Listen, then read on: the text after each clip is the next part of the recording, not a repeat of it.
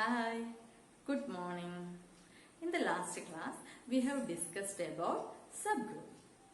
Today, we will discuss the solution of the assignment problem that we are given in the last class.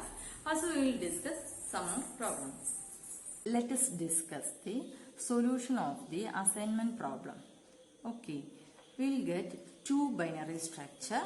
One is this one, A, B, C, like this, and other is this one. And if you look at this table, clearly this is isomorphic to set 4. Now what about the table for set 4? Set 4 under addition modulo 4. 0, 1, 2, 3. 0, 1, 2, 3. Okay. And here 0, 1, 2, 3. 1, 2, 3, 0. 2, 3, 0, 1, 3, 0, 1, 2. Okay, this is the table for set 4 that we have already discussed. Now, if you look at this table and if you map E to 0, A to 1, B to 2, C to 3, clearly this is an isomorphism. So, these two tables are isomorphic. That is, this binary structure is isomorphic to set 4 under addition modulo 4. Okay. Here you can see the rotation 0, 1, 2, 3, 1, 2, 3, 0, 2, 3, 0, 1, 3, 0, 1, 2. Here also E, A, B, C, A, B, C, E. Again a rotation B, C, E, A, C, E, A, B. Okay. Now, this binary structure is isomorphic to set 4. Now, another binary structure is this one. Okay. Here, if you look at the table, what about the A inverse? A inverse is A itself. A operated with the A, we will get E. B operated with the B, we will get E. That means A inverse is A itself, B inverse is B itself, C inverse is C itself. Okay. Now, this table is called, this group is called Klein 4 group. This is the Klein 4 group. Okay, 4 group. This is called Klein 4 group and its notation is V. Okay, that is V equal to E, A, B, C with the algebraic structure, binary operation satisfying this condition. This is called Klein 4 group. Okay. Now here, if you operate A with the B, the output is C. Operate A with the C, we will get B. Now what about the abelian? If you consider, clearly this is isomorphic to set 4. Set 4 is abelian, therefore this is abelian. Now what about Klein 4 group? If you look at the diagonal entries, okay, I will draw diagonal like this, okay. Here A, C, A, okay. A, C, A, here B, B, next is B, B, C. Therefore, this table is symmetric with respect to the diagonal. Therefore, Klein 4 group is an abelian group. Okay, and in which every element is its own inverse. Now, look at the subgroup of these groups. Set 4 addition modulo 4 that we have already discussed. Now, what about Klein 4 group? Set group clearly, set E is a subgroup. Okay, clearly V is also a subgroup. Okay, this is called trivial subgroup and this is called improper subgroup. Now, if you consider proper subgroup containing A, clearly A, if you operate A with A, we will get E itself. Then again E with A, we will get this one. Therefore, this is a subgroup. Now, if you consider subgroup containing B, if you operate B with B, we will get E. Therefore, this is another subgroup. Now, what about the subgroup containing C? E, C. If you operate C with C, then we will get E itself. Therefore, this subgroup, proper subgroup contains only 2 elements. Clearly, there does not exist a subgroup containing 3 elements. Therefore, subgroups of V are singleton set E, EA, EB, EC and V itself. Okay. Now what about the subgroup diagram? First you have to draw E. Then clearly E is a subgroup of EA and EB, EA, EB and EC. Okay. Now all these are subgroups of V. Therefore this is again subgroup. This is subgroup of V equal to EABC. This is the subgroup diagram for Klein-Fogg group. Okay. Now we are moving to one problem. Show that if every element of a group G is its own inverse, then G is abelian. Okay.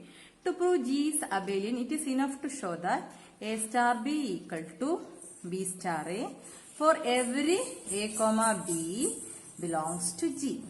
Okay. So we have to show this. Okay. Now G is a group. Let A comma B belongs to G. Okay. And B are any arbitrary element. Then clearly A star B belongs to G. The condition is every element of G is its own inverse. Therefore, inverse of A star B is A star B itself. Therefore, A star B inverse is equal to A star B. Okay. As A belongs to G, A dash is equal to A. As B belongs to G, B inverse also equal to B. Now, by definition, we have A star B all inverse. We have reversal law. This is actually B dash star A dash equal to A star B. Now, what is B dash? B dash is B. A dash is A. Therefore, this is equal to A star B. Thus, we get A star B equal to B star A. Now, as A and B are arbitrary, we get A star B equal to B star A for every A comma B belongs to G. This implies G is abelian.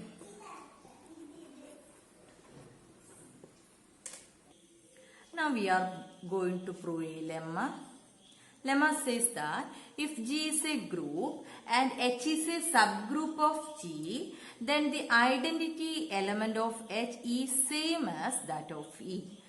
And the next one, the inverse of any element of H is same as the inverse of that element regarded as an element of G. Okay. Now we are moving to the proof. We have to show that the identity element of G and H are same. Okay. Let G be a group. Okay. And H be a subgroup of G. Now we suppose that E and E dash be identity elements of G and H respectively.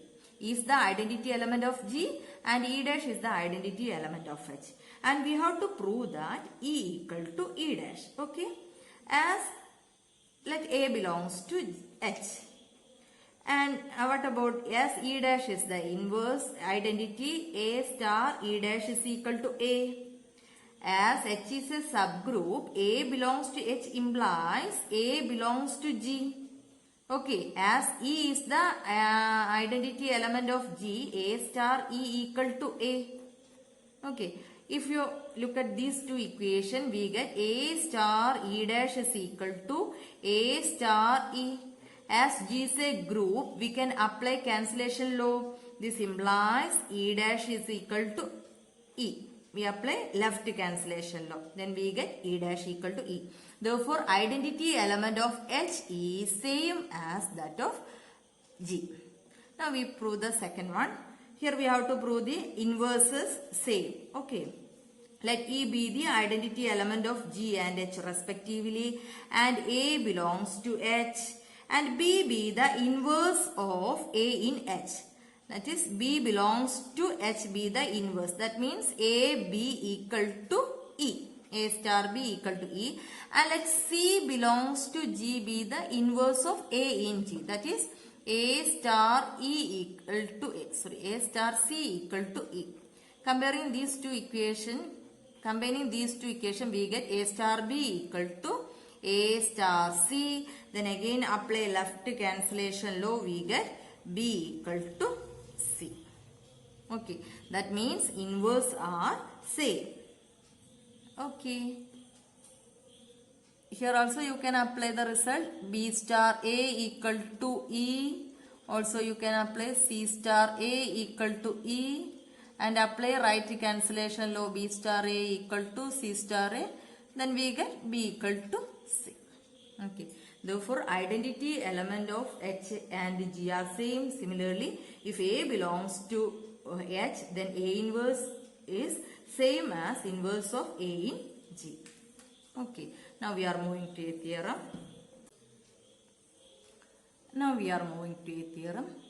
This theorem says the condition under which a subset H of a group G must be a subgroup of G.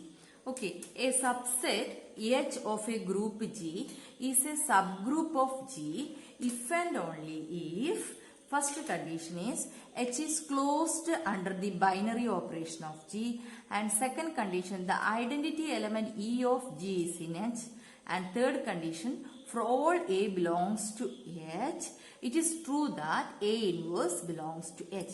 We have to show this is an if and only if condition. If H is a subgroup, then H satisfies this condition. Also, we have to show that if this condition holds, then H is a subgroup of G. First suppose that H is a subgroup of G. Okay. Then clearly H is closed under the binary operation of G. Okay. Then the identity element E of G is in H. Okay. And for all A belongs to H, it is true that A inverse also belongs to H. This implies if H is a subgroup of G, then all these condition holds. Conversely, suppose that H is a subset of G satisfying the condition H is closed under the binary operation of G, identity element E of G is in H, and for all A belongs to H, it is true that A inverse belongs to H. Now we want to show that H is a subgroup of G. To prove the H is a subgroup of G, it is enough to prove that associativity holds. Clearly, elements of H are elements of G. As G is a group, associativity holds. Let A, B, C belongs to H. Clearly, A, B, C belongs to G, and therefore A star I am ignoring. A, B into C is equal to A, B, C. This is true for any A, B, C belongs to G, as A, B, C belongs to H. This is also true for every A, B, C belongs to H. This implies H is a subgroup of G. Okay. Today we have seen how a subset H of a group G become a subgroup. In the next class, we will discuss another necessary and sufficient condition for a subset H of a group G becomes a subgroup.